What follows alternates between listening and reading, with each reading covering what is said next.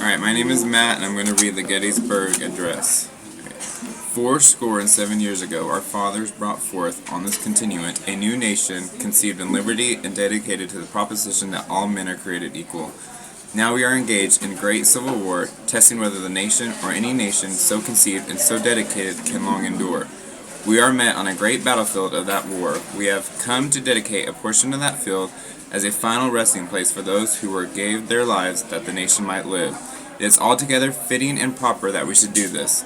But in a larger sense, we cannot dedicate, we cannot consecrate, we cannot hallow this ground. The brave men, living and dead, who struggled here have consecrated it for far above our poor power to add or detract. The world will little note nor long remember what we say here, but it can never forget what they did here.